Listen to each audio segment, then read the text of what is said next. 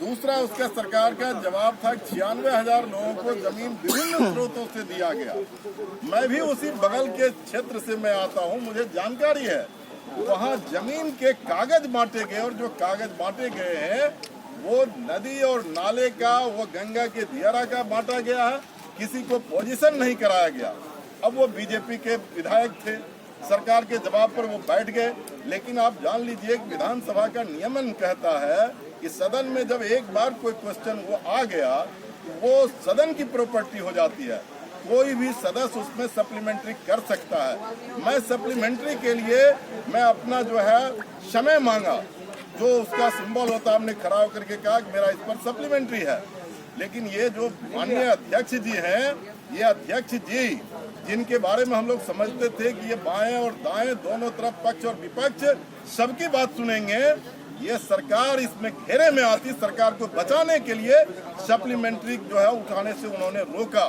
मैं समझता हूं ये पूरी तौर पर जो है एक तरफा जो है ये सदन के अंदर जो है सिर्फ सरकार की तरफ, सरकार का काम जो है चलाने के लिए ये अध्यक्ष कर रहे हैं। एक सदस्य के हैसियत से जो उन्होंने आज सदन में मौका नहीं दिया सप्लीमेंट्री का, हम समझते हैं कि एक सदस्य का अधिकार का हनन हुआ है। और इसी सवाल पर जो है पूरा विपक्ष अभी वॉकआउट किया है।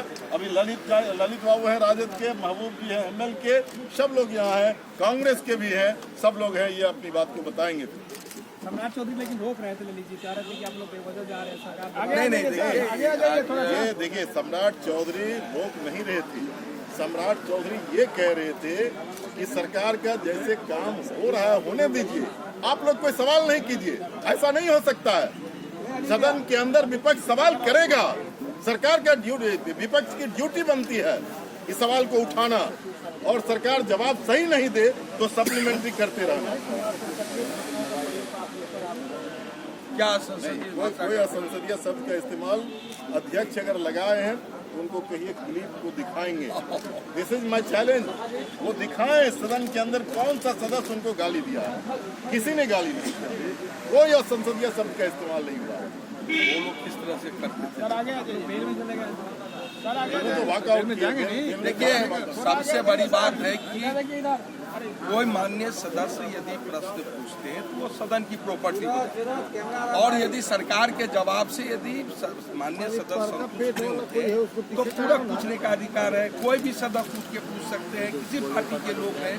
लेकिन इधर हम लोग देख रहे हैं जो नए वर्तमान अध्यक्ष जो है जब से आसन पर आसीन हुए हैं, लगता नहीं है विधानसभा की कार्य प्रक्रिया संचालन नियमावली का सही से पालन।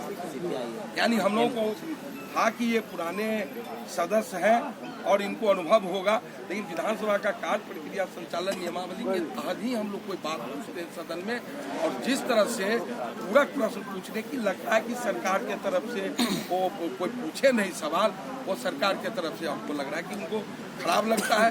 तो हम लोग तो पूछेंगे सवाल, हम लोग बिहार की जनता का कोई मूल्य सवाल आएगा तो सवाल को हम लोग रखेंगे, जवाब भी मांगेंगे सरकार से। ये चाहते नहीं है कि जवाब सरकार से करावे, ये चाहते नहीं है कि सरकार किसी मामले पर घिरी हुई है तो सरकार जवाब दे।